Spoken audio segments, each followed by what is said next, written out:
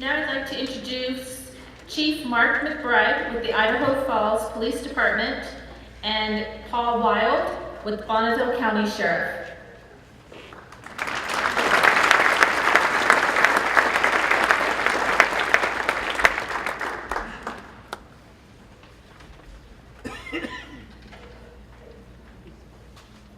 We're tag teaming this tonight, so whatever I don't cover, the sheriff will cover.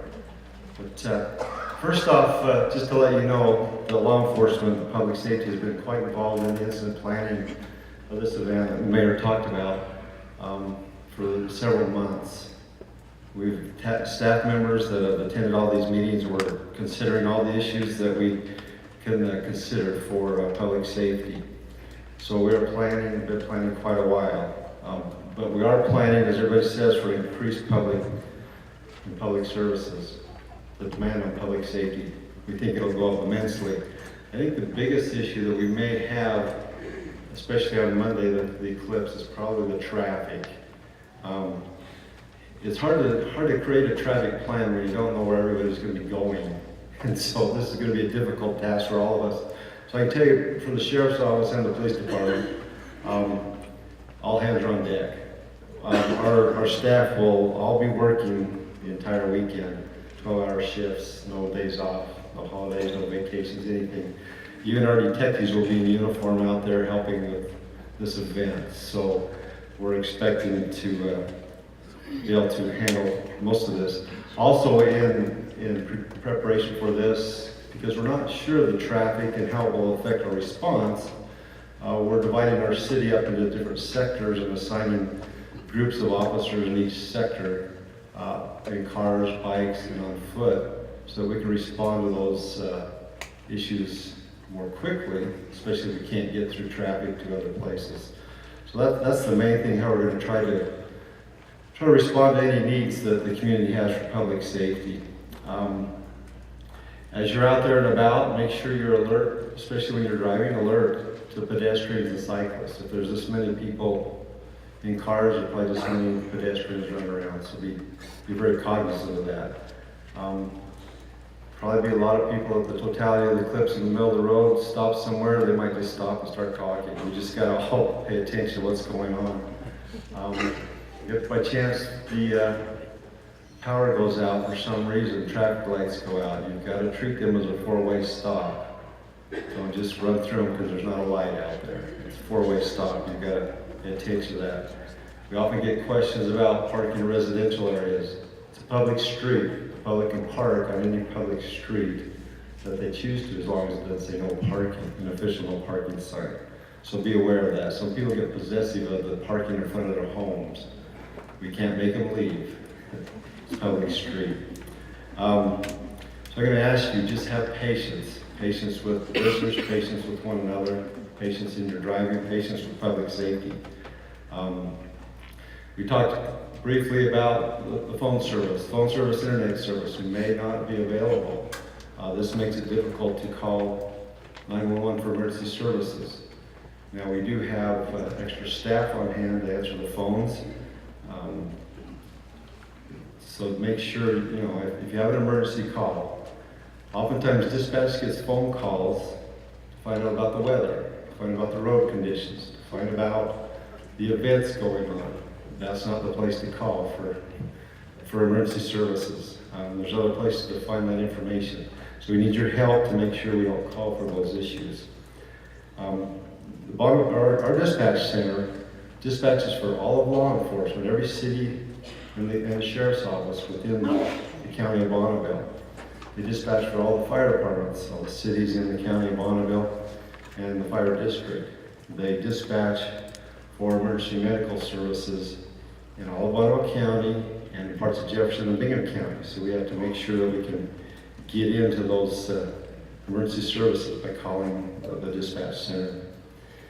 If you happen to be involved in a crash, an assisted property damage crash, what we're going to suggest, because we feel that we're going to be inundated with more emergency calls, is that you exchange information. Pull out of the way if you can. Exchange information, take your pictures, and be on your way. We can report it later if we need to, but just to get it out of the way. Emergency response vehicles, if they're coming down the road, try to get out of the way so that they can get through to respond to these emergencies. Like I said, we've been involved in incident command and regional command, and then we talked about a little bit more. The Idaho Falls Police Department will be putting safety messages out on our website to talk about personal safety, business safety, all that kinds of safety messages that you would expect to see for any event like the 4th of July and stuff like that. As we've talked about, you could expect, what did I say, 5 times more than what the 4th of July was. There's probably going to be a lot of people here. We will help inform the public in advance of that. But personal safety, just be aware of your surroundings. Stay alert when you're out and about. Secure your valuables. The safety issues you have with your vehicles, all that stuff. Make sure you're aware of those things. Business security, be alert. I recommend those businesses that usually have one person on staff. You probably ought to put a couple there, especially if the phones go out. Make sure you have people there. Be ready. Food, water, cash, gasoline in your cars. Another thing I'd recommend is medical services. You should probably know where your closest medical services are that are going to be open, just in case you can't get to the hospital or can't get through to us. Know what those routes are. Plan your family and business safety plans. Again, we've been quite involved in planning this for quite a while. Sheriff, what else do we want to talk about? Go ahead. I am glad to see such a large crowd here.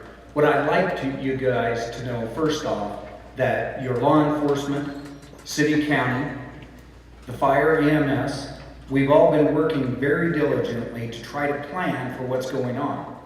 We don't know exactly how many people we'll get. We have estimates, but we'll take that and we have planned towards that big event so that we can cover it. With that, all the law enforcement around us has offered their assistance. So Tri-County Sheriffs, all the sheriffs in eastern Idaho have joined together. They're prepared to come in and help us if we need to. But we got to remember we have multiple counties already involved in the incident. So we are planning. We are engaged. We're a partner with each other to make sure that we're safe. Make sure that you guys are being taken care of. But it's going to be a big event, so we have to be patient and make sure that we join together as a community, as a county, as a whole southeast Idaho as this event comes. We have no control over this. This event is coming no matter what we do. We can't tell people to stay away. There's no way we can stop it. It's going to happen. So if the sky is clear, which history tells us it probably will be, then we need to be prepared for it. So we are diligently working to prepare for all of those things. One of the things that I would say to you, think about your own personal safety and the safety of your homes and your families. Everything is as normal as it can be. The community has to be prepared. We have to remember that we're a potential victim at any time. That doesn't have to scare us, but we're just aware. We want to be aware of our surroundings, what's going on. I don't see that we're going to have a major influx of criminal activity or anything like that, but with a major influx of people, there's going to be issues that we'll deal with. Probably more than anything, we'll deal with a lot of medical issues.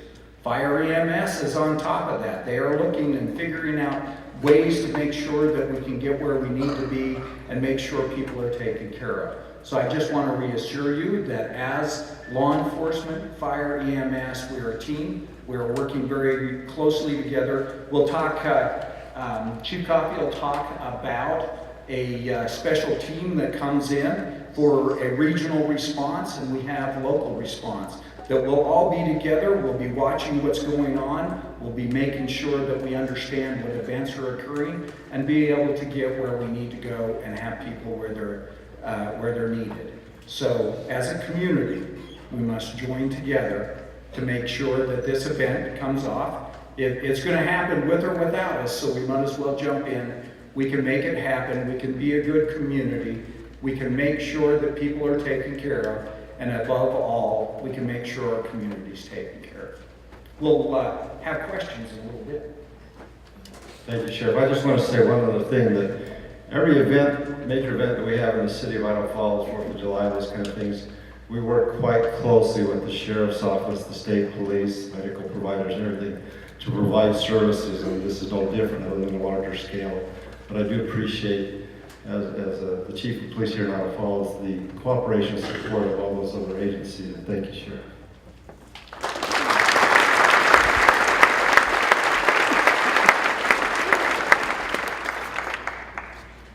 So you got a preview introduction. So Deputy Chief Dave Coffey with the Idaho Falls Police Department. Deputy Chief Dave Coffey is also the incident commander for Bonneville County for the eclipse event. Fire Chief Dave Hammon will be in area command, but he could not be here this evening.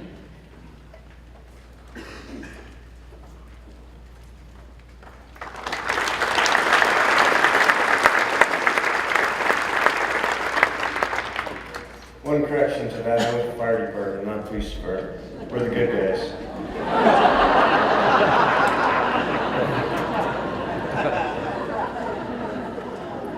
As you said, I'm the operations chief, and basically what that translates into is I'm a doer, not a talker, so I apologize. If you're worried about death by PowerPoint, it'll be a quick death. I only have 7 slides. It'll be quick. So you've heard the term used quite frequently from the mayor to the sheriff about incident management team. And so what I'd like to do is just take a few minutes and tell you what an incident management team is. A little history. Back in 1970, the state of California was burning up. Firefighters got together and they created a program called Fire Scope.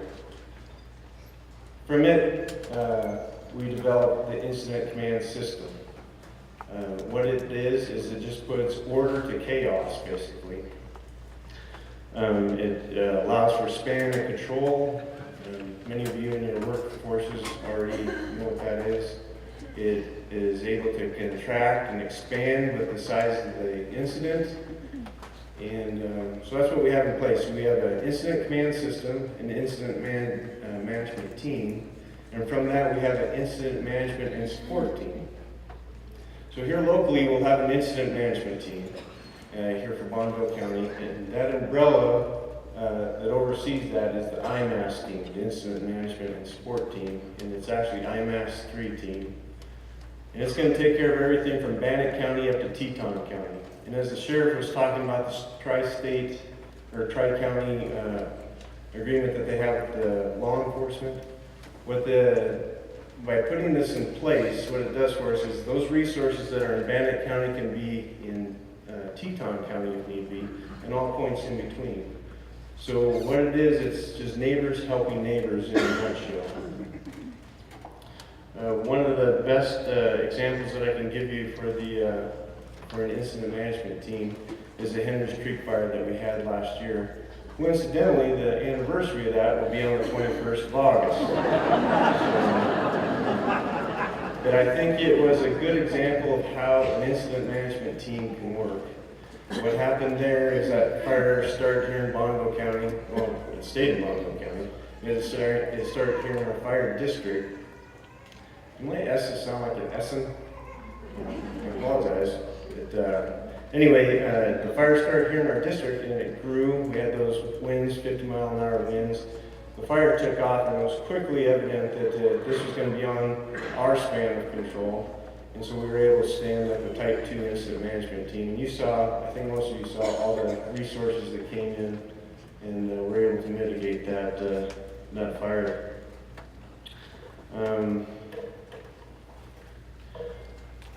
So another example that we had, there's a picture there, I think it's in your top left corner. We had, when our IMAS team first stood up this year, right after we stood it up, we had the opportunity to go down to Bonneville County and help those folks with the flooding that they're having. And again, we didn't go in and tell them anything they didn't already know. We just went in and put order with chaos. And that's really in essence, what the incident management team's about, is just putting order in. Our approach to the planning is we're going to identify the threats, and we're going to try and identify how to mitigate those threats. How big are the threats going to be? How severe? Can we prevent those hazards or incidents before they happen? And how quickly can we get back to normal? That's really what it's all about. Is how quickly can we get back to normal?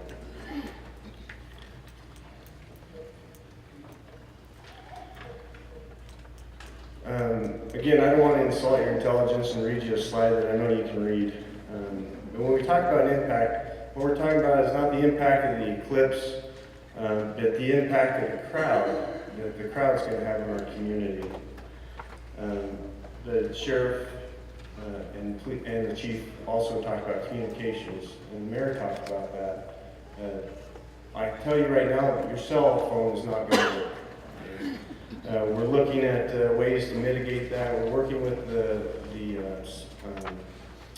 wireless providers here in our area, and looking at putting up what they call COW, cell on wheels. Verizon has already told us they're not interested in doing that, so I don't know how much traction that's going to get. Transportation, the hardest thing about this, Donald Rumsfeld, I don't know if you guys remember Donald Rumsfeld, Secretary of Defense. I think one of his most famous quotes, it's the things that we don't know that we don't know. It's the unknowns that we're trying to plan for here, and that's what's so difficult about this, is the unknown unknowns. There are some things that we do know that we're going to have problems with, and unfortunately, it's going to impact all of you. The slow response for emergencies. Currently, in our community, you enjoy an EMS service that whether you call with a bloody nose or a cardiac arrest, you get an ambulance. That's just the way our system is set up.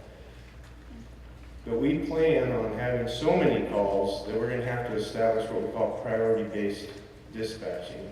And that's where we basically are going to have to empower our dispatchers to decide who gets an ambulance and in what order. Something that we haven't had to do before, but I think we're going to have to cross that bridge here in short order.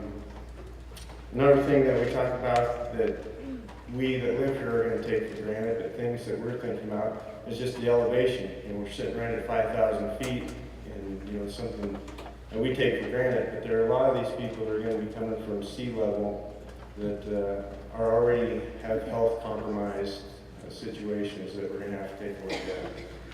So,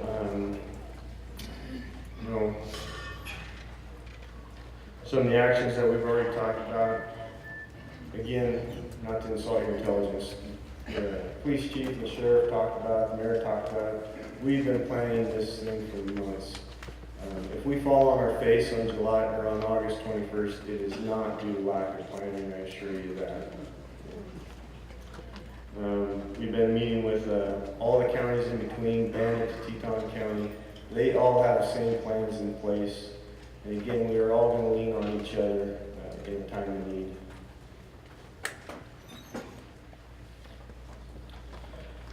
One of the things that we talked about is mitigating things that we can prevent. We're going to try and do some roadside mowing, make sure that the shoulders are mowed. A lot of guys or people that we talk to, they say, well, why don't you just put a burn ban in effect? Well, it's easier said than done. We've planted that seed with our county commissioners, and I think it was well received.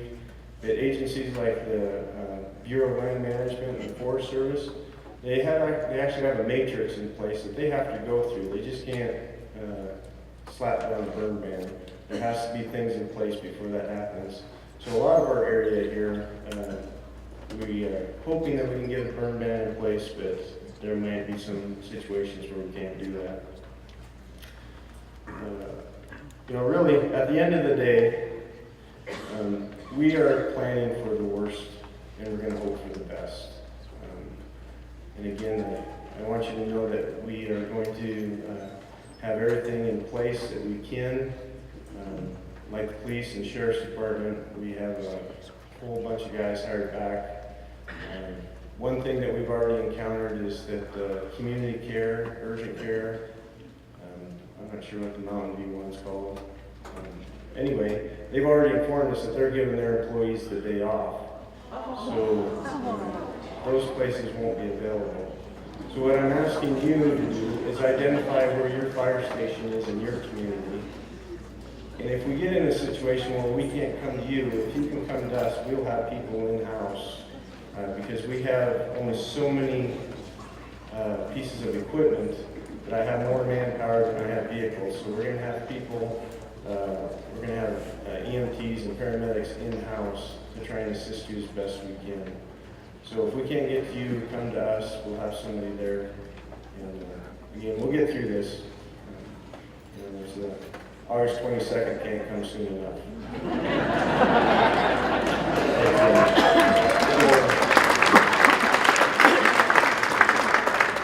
Yeah, I'm sure I missed something that you guys want to know about, so please text your questions up here and I'll do my best to answer it. Yeah, thank you.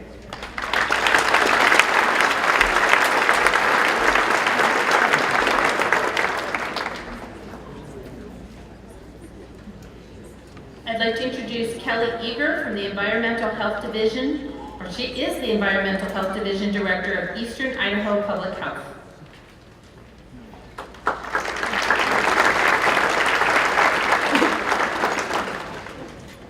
Good evening.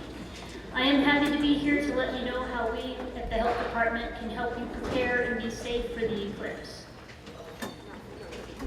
We do have on our website an event planning guide that's very informative in all the different areas that we feel we want to make sure individuals take into consideration. Anywhere from sewage disposal, drinking water quality, solid waste, which is actually the garbage that you have going into your garbage cans, and food safety. On our website, we also have information about water labs that can help you take the water samples and actually know what the water quality is, information about our septic permits if you need to receive one, and also information if you want to prepare food and either give it away and sell it at the different venues around the area.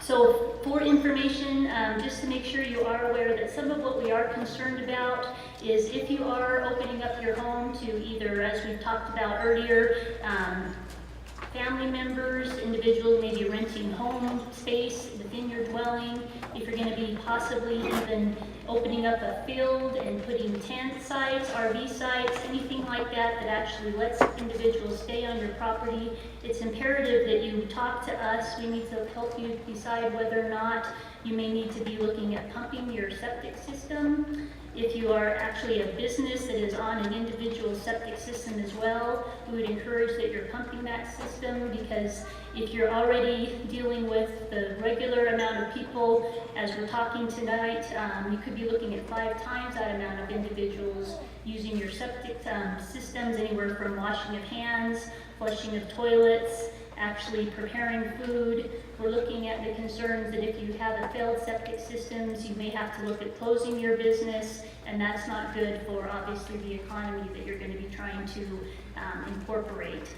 If you are looking at the potential of having what would be pit privies, those actually would need to be a permitted facility. We can't have people just digging a hole and putting waste inside that. We want to make sure that the water quality is being protective, not only for yourselves, but the residents above or below you. As far as drinking water, if you're not on a city municipality where they actually test the water, you are responsible for the water quality of your own home, and anybody that could be using the water, such as a well that you're going to be maybe having individuals use in those fields. We want to make sure that that water is safe to drink, not only for bacteria, but also for nitrates. It's very important that those individuals that are going to be drinking that water is safe, especially if they're not used to drinking the water. Bacteria can be very harmful. Nitrates can be very damaging to pregnant women, the unborn fetus, and then any child that's under 2 years of age or younger, or those individuals that are immunocompromised.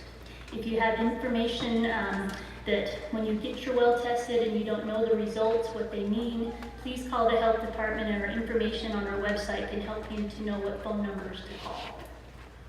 When it comes to solid waste, it's not necessarily the most exciting thing to think about, but we don't know if this eclipse and the days following is going to delay your waste disposal from the collections that you would normally be having. So you want to make sure that you have plenty of receptacles, garbage bags. We want to make sure that that waste is going to be out of the way of rodents or insects that could spread diseases.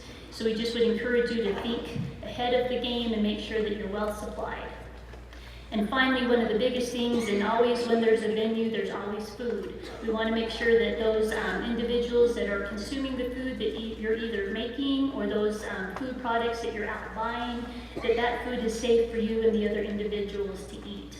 If you are a current business right now that has a food license, you need to make sure that you're aware of whether or not you need to actually come to the health department and get what would be a temporary license. If you're not using your facility specifically to serve the food but wanting to go to a different location, you may need a temporary license, and we do actually have a deadline of next Friday, August 4th is the last day that you can apply for a temporary application. So it's very important that you work with us to make sure that you get that license if it is required. Another thing is, if you aren't necessarily doing food that requires temperature control, we also do have an allowance of a exemption form if you're looking at doing products such as cottage food, so very simple breads, candies. We want to make sure that we are aware of what you're doing, and if you are going to be at an event, you're going to potentially have to show either your food license or proof of that exemption. So we want to make sure it's easy for you to be able to do what you want to do to potentially serve food. There's other things as well that the health department would like to make sure that you're being safe about. If you're going to be outdoors, or those individuals maybe going into the mountains or different areas, just make sure that you are making yourself safe. Make sure that you have sunscreen. Individuals may not think about when they're being out and watching the venue about the safety of their skin and skin cancer. So please make sure that you're applying that sunscreen at least 20 minutes before going out. If you are going to be out in the elements, especially those fields that may have concerns with ticks, that you're being protective of the clothing that you're wearing. And then finally, that if you are questioning at all anything that the health department can help you with in the weeks prior to the event, our Facebook is definitely the most opportunity to find the updated information that we can help to provide you. Thank you very much.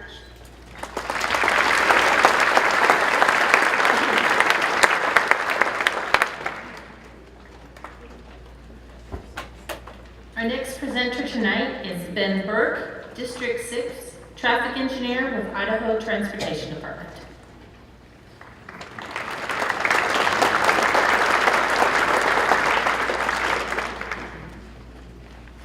All right, thank you very much. Can I see what happens here? So a lot of you are probably concerned about traffic, and as am I, for sure.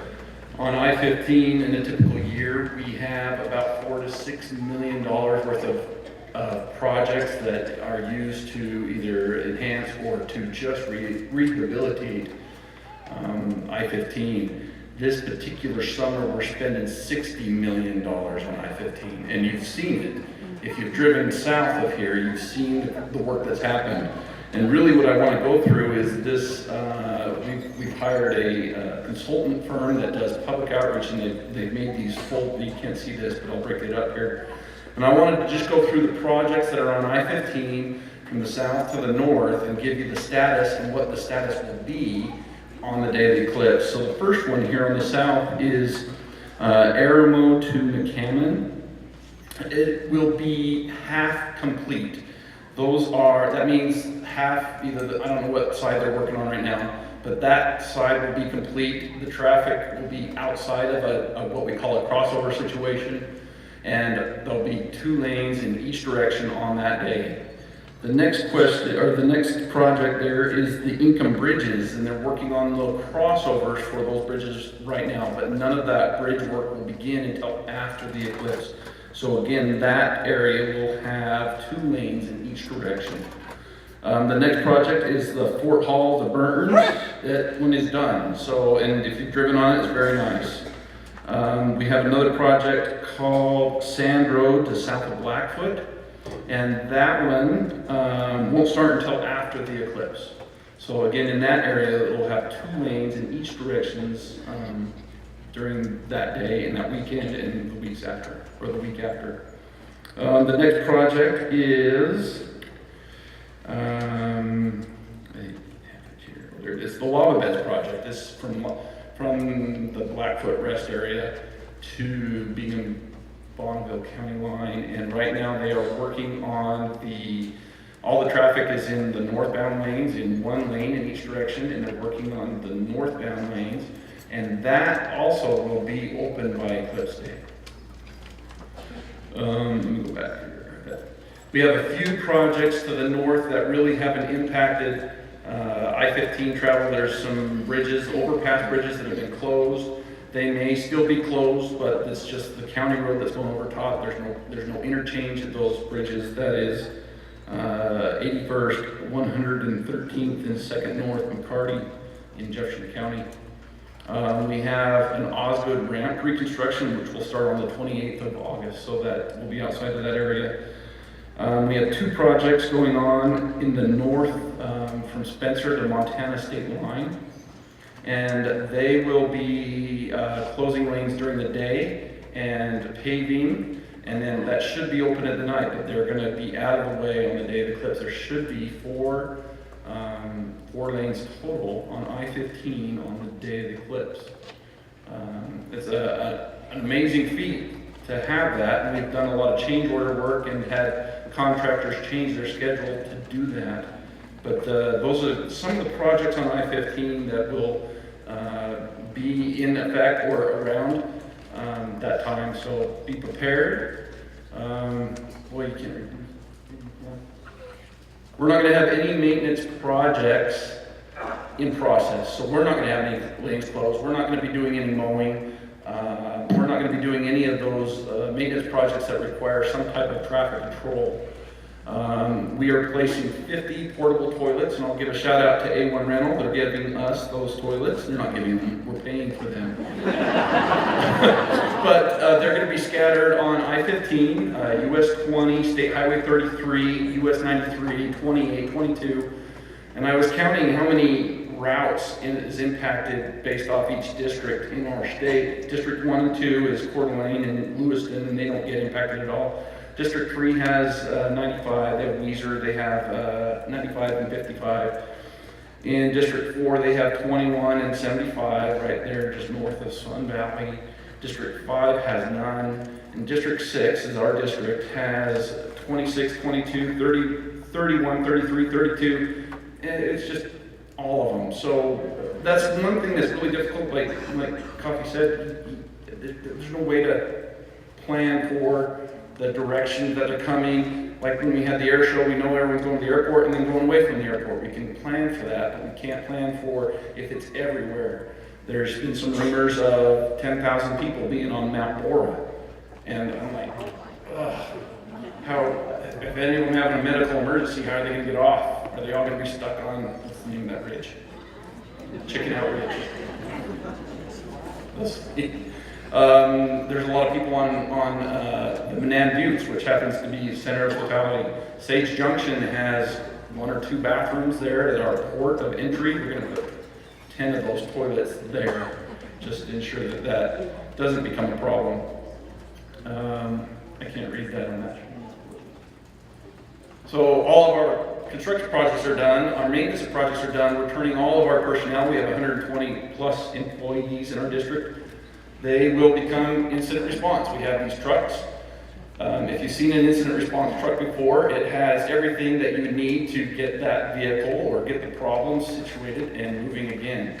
So they will have 5 gallons of water, 5 gallons of gas, drinking water, fire extinguishers, first aid kits, jacks, to change tires. We're going to be there to do whatever, and we'll continue to do whatever roving that we need to do, and ensure that cars that are stuck can get moving again. And it doesn't make sense for a trained officer to help someone change a tire. Let's get them where they need to be, and you can get our staff, our maintenance staff, to help out to do that. What else does it say here? We have 4 water trucks that carry anywhere between 15 and 1,700 gallons. We're going to be just driving around and help out whatever emergency services might be. They're not firefighters by any means, but if they see a small fire that might start by a car that happens to drive through a field, they might be able to mitigate that.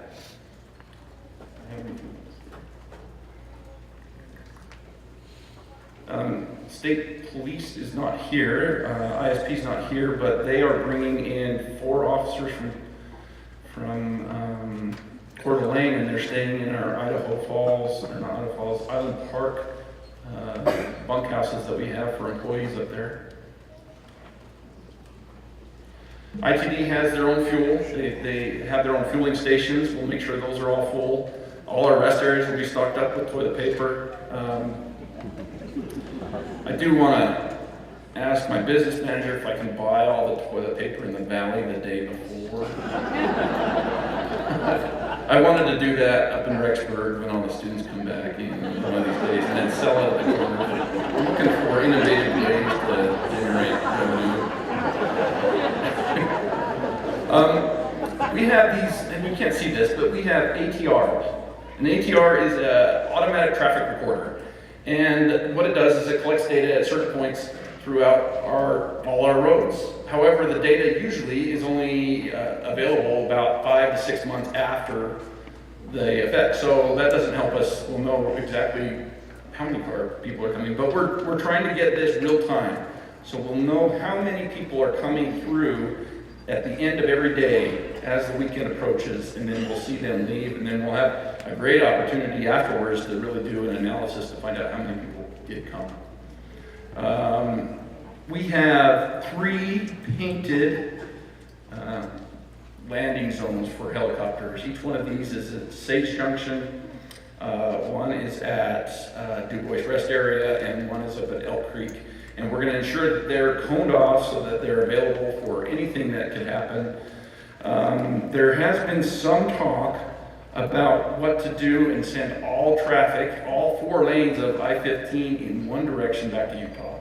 And I'd love to do that all the time. But that's going to be tough to do.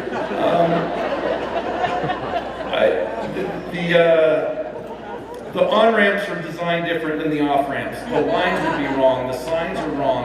The potential for a bigger problem than just sitting in traffic is a bigger concern for me. So our idea is let's keep everything open as much as possible. Let's see what else is there. There's, I don't know if the cell phones won't work, so maybe this won't work, but there's 3 apps that you can get out there. We have our 511 app. Look at it all you want up until that day.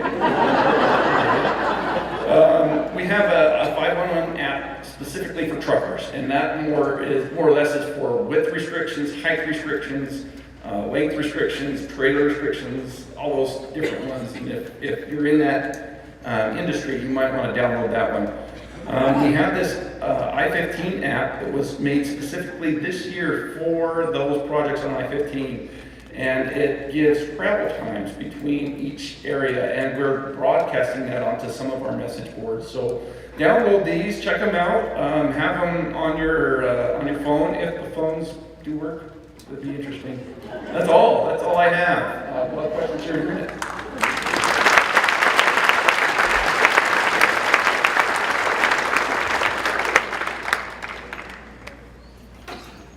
So just get worried when the app says 12 hours to Pocatello. So the next person I'd like to introduce is Kerry Hammon, the Public Information Officer with the City of Idaho Falls. Kerry is also serves as one of the public information officers on the incident management team.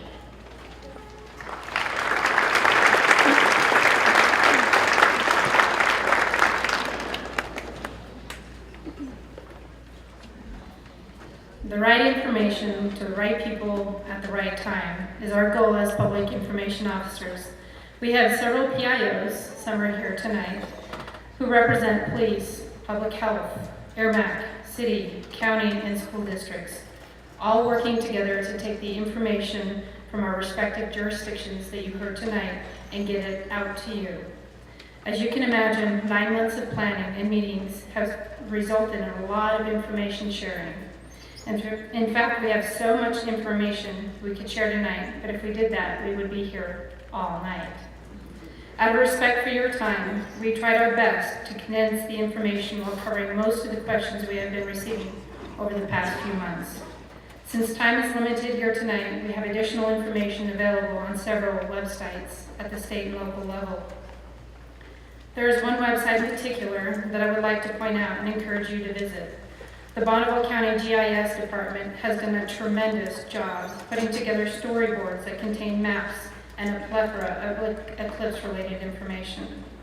If you are curious about all the wonderful events going on in eastern Idaho, then I would encourage you to go to eieclipse.com, where you will find information such as the Brothers Osborne concert at Sandy Downs and the Idaho Falls Rotary Club's Great Snake River Dreambelt Duck Race, both of which are happening the Saturday before the eclipse. If you would like to learn more about the science behind the eclipse, then I would recommend going to the NASA's Eclipse website, which is where you can also learn about how to make your own viewing glasses, or attend a solar eclipse speaker and film series at the Museum of Idaho.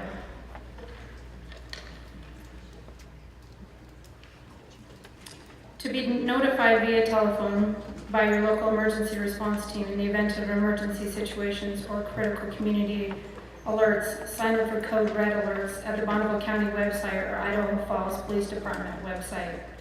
To sign up to receive various City of Idaho Falls email notifications, including emergency alerts, press releases, event notifications, city council meetings, etc., click on the Notify Me button on the homepage of our website. Communicating eclipse information to the public has been a 3-phase approach. First, we had to communicate that the eclipse was actually coming or happening in our area. Thanks to our media partners and the power of social media, I think we have successfully achieved that. The second phase, which is the phase we are in now, involves communicating all the public safety information to prepare our community for the crowds. The third, and most likely the most challenging phase, will be getting information out to the public during the event when some of our standard communication channels are hampered. We are grateful to have a very good working relationship with our media partners who have been an essential component of eclipse planning and communications. I would encourage you to stay tuned to local media outlets as we will be in close communication with all of them leading up to and during the eclipse. If you have not signed up for any of the county or city alert systems or push alert systems from our local media outlets, I would encourage you to do that soon. We have a couple local TV stations here. Thank you for being here tonight to help us to get the information out. East Idaho News is also live streaming the presentation tonight.